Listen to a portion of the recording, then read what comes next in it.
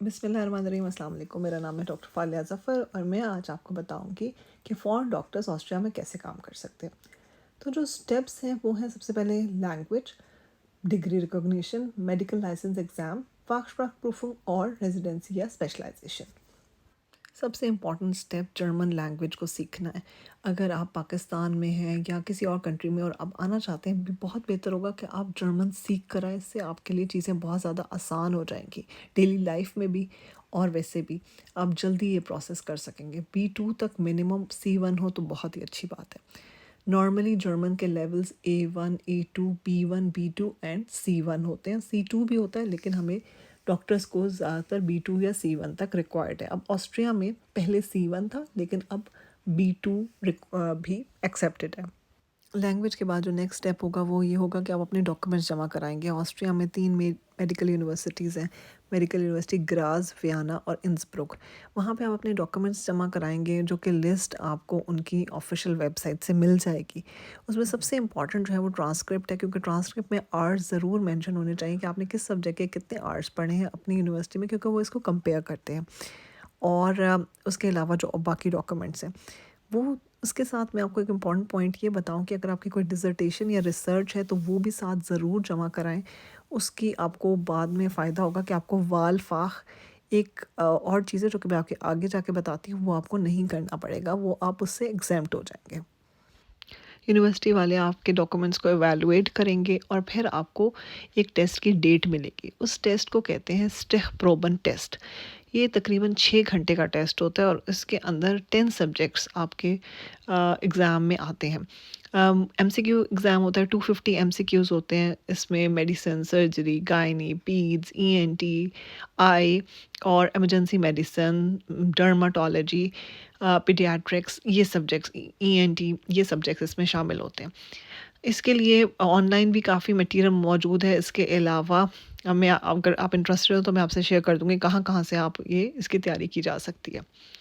इस एग्ज़ाम को पास करने के बाद आपको फार्माकोलॉजी का एक एग्ज़ाम देना पड़ेगा, जो कि है फार्माकोलॉजी का एग्ज़ाम, जिसमें 30 MCQs होते हैं और उसके अलावा फोरेंसिक मेडिसिन का एक वाइवा होता है। इन सब में कम से कम 60% मार्क्स आने चाहिए। अगर किसी सब्जेक्ट्स में 60% नहीं होंगे तो उसको दोबारा रिपीट करना पड़ेगा। अगर 5 से ज़्यादा सब्जेक्ट्स में, स्टिक प्रोबन टेस्ट जो मैंने आपको सबसे पहले बताया था, 5 से ज़्यादा सब्जेक्ट्स में आप 60% नहीं लेते तो आपको 10 के 10 सब्जेक्ट्स रिपीट करने पड़ेंगे। इसलिए मशवरा ये है कि जब बहुत अच्छी तैयारी हो तो इस एग्ज़ाम को दें, ताकि बार बार रिपीट ना करना पड़े। SPT एग्ज़ाम और फार्मा और फोरेंसिक के बाद एक वालफा आता है। जिसने रिसर्च नहीं की होती उसको कुछ रिसर्च करनी होती है और प्रेजेंट करना होता है।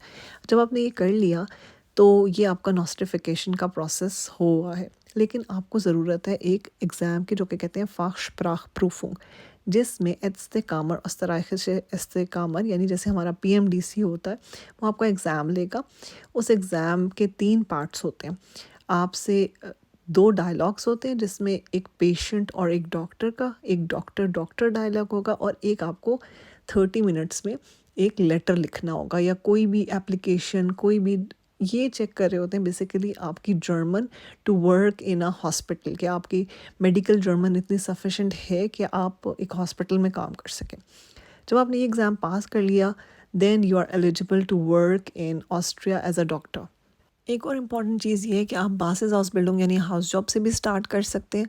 दूसरा, अगर आपने अपने कंट्री, जैसे फॉर एग्जांपल पाकिस्तान में आपने ट्रेनिंग की हुई है FCPS या तो उसके जो ईयर्स होंगे वो आप यहाँ पे बहुत सारी डॉक्यूमेंटेशन चाहिए होती है। आपका सुपरवाइज़र लिखता है और उसके काफ़ी फॉर्म्स होते हैं जो कि फ़िल करके आप इनको देते हैं। ये इवैल्यूएट करते हैं 2-3 मंथ्स में, और अगर ये एक्सेप्ट कर लें तो वो ट्रेनिंग टाइम आपका एक्सेप्ट हो जाता है। फॉर एग्ज़ाम्पल, पाकिस्तान में हम जब न्यूरोलॉजी की ट्रेनिंग करते हैं तो न्यूरोलॉजी की ट्रेनिंग पाकिस्तान में 5 ईयर्स है, यानी कि 2 ईयर्स इंटर्न मेडिसिन और 3 ईयर्स न्यूरोलॉजी, जबकि यहाँ पे जो है हाउस जॉब के बाद 5 ईयर्स न्यूरोलॉजी ट्रेनिंग है।